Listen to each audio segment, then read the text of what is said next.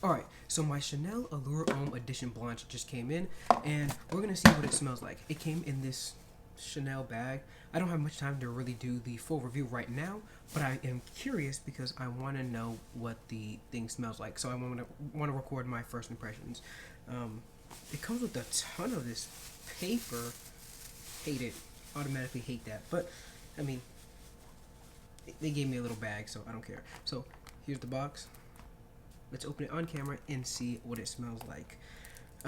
Really hoping this stuff smells good. I mean, I've gotten a lot of comments of people telling me I should review this stuff, and Chanel doesn't really offer samples of it, so I'm kind of just, blind buying it. Even though I know I always am advocating not to blind buy anything, yeah, I blind bought this fragrance for the sake of review purposes. Hearing everything about it, it sounds like something that I would like.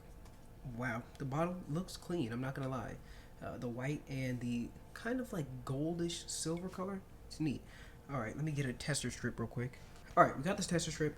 Let's see what this fragrance smells like. Also, the bottle also looks cool without the cap. The silver atomizer, let's see what it smells like. Alright, we'll see. Put that up here, and let's see how it smells. Yeah, it is very lemon forward, as many people have stated before. Sweet in a fruity way and not the typical, spiced fragrance. This is nice. Whoa. Definitely gonna have to give this a full review in a moment. I'm not gonna do it today, but somewhere down the line. But this smells good. I'm really a big fan. Everybody knows I'm a big fan of citrus. This is one I love. Definitely gonna have to test it on my skin. Actually, I'm gonna test it on my skin right now just to see what it smells like. Because right now I'm loving it on the strip, but of course it can change on your skin at any given moment. Now, people say it smells similar to like a lemon meringue pie. I've never had a lemon meringue pie and just sniffed it, but so I can't like really recall the smell of it. But and it's also been ages since I've had one of those. But anyway. Yeah, it's very, very lemon forward. I'm actually liking this. I'm gonna test this today. I'm not gonna make a review like I said before, but I'm gonna test this today. Anyway, I'll see you guys when I have the full review out. And I am back. So that little clip that you guys just saw there, that was recorded a day prior. Today, I've given it 2 tests. I've given it a test in the morning, then I've given it a test today as well. And there's some stuff to unpack here. So the first thing I want to say is the smell, of course. As soon as you open and spray this fragrance, your nose is hit with vanilla, bergamot, and lemon. It's really nice. I mean, very rare that you have a fragrance that uses lemon and vanilla as its opening notes. You have stuff like Versace Eros Flame that will hit you with the orange and the vanilla and the sandalwood, but this is lemon and it's vanilla. It's sweet, it's citrusy, it's amazing. It's everything I would love in a fresh opening. Nothing about here is like aquatic or anything, like the blue scent or anything. This is just totally unique, totally different. I love the opening of this fragrance. Sadly, it kind of changes a lot in the dry down. After you wear this for about an hour, you start getting hit hard with vetiver. Vetiver and musk and some woody notes in there. It hits you hard. Like the fragrance no longer is the sweet lemon scent, it is the lemony, musky, woody fragrance. And I wish it would have stayed as the vanilla sweetness, because to me that is more appealing. It's more appetizing. I mean, I said appetizing as if I'm eating the fragrance, but to me it's more alluring, like the name suggests. Overall, that vetiver I feel like could be toned down a bit in this fragrance and maybe crank up the vanilla again as it goes down into the dry down. I love this fragrance. It's great. It smells amazing in the first hour. Then I think it smells only pretty good in the dry down. I mean, nothing against that, but I do believe that I would probably reach for Allure Homme Eau Extreme more than I pick Allure Edition Blanche. Both of these are very, very good fragrances, and I'm probably gonna have to make a video where I put them like head to head and give you guys the pros and cons of each and which one I think would be best for you guys. But for those that love citrus, this is definitely a great one. Now, there's some issues, very big issues, with the performance of this fragrance. If you want a fragrance that's going to last you a long time, that's where this one starts to lack a lot. Both the times I tested this fragrance, it seems like I got 4 to 5 hours of performance. Now, normally I do more testing than that, but no, this stuff was gone, both in the heat and in the AC of my house. The fragrance didn't last that long. That was something that is very apparent from the beginning.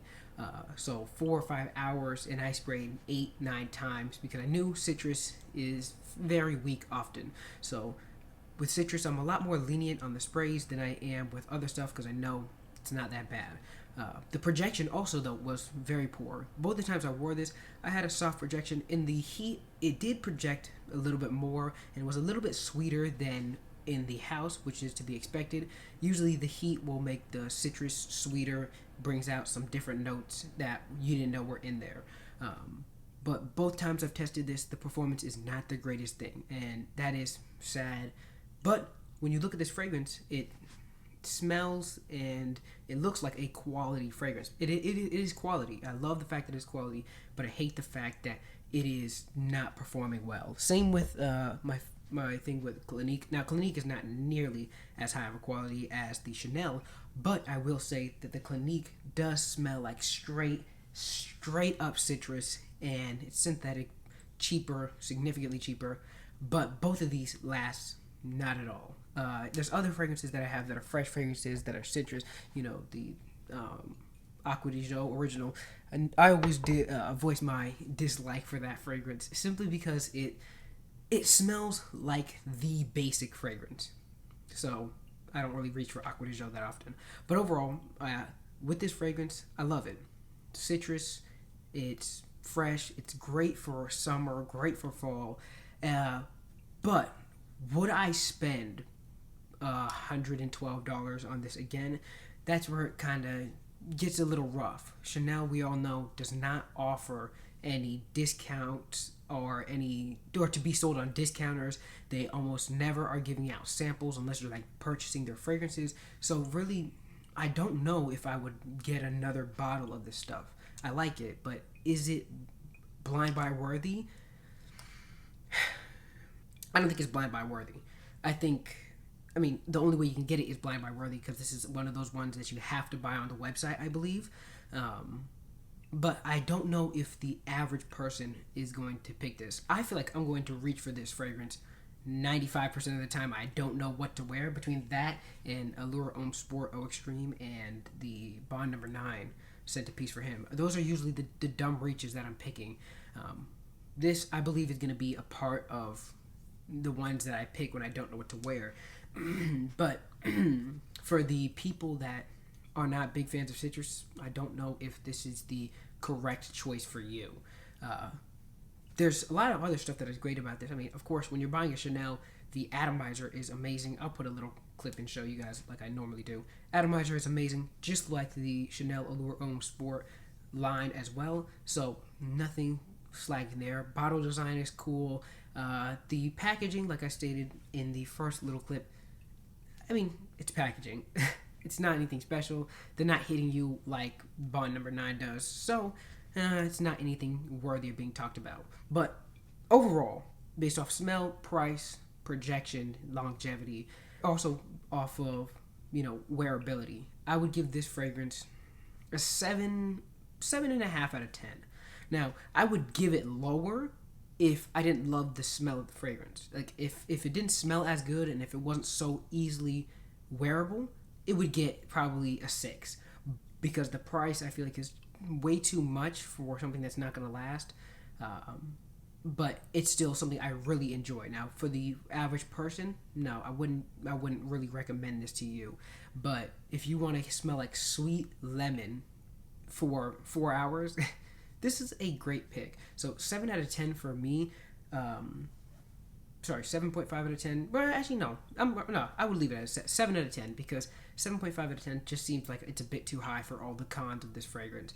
And I do believe that I love this stuff better. So that is my review. I know it's a little bit different than my traditional reviews, but that is my review of Chanel Allure Homme Edition Blanche. Always forget what the name is. I always want to call it Allure Homme Sport.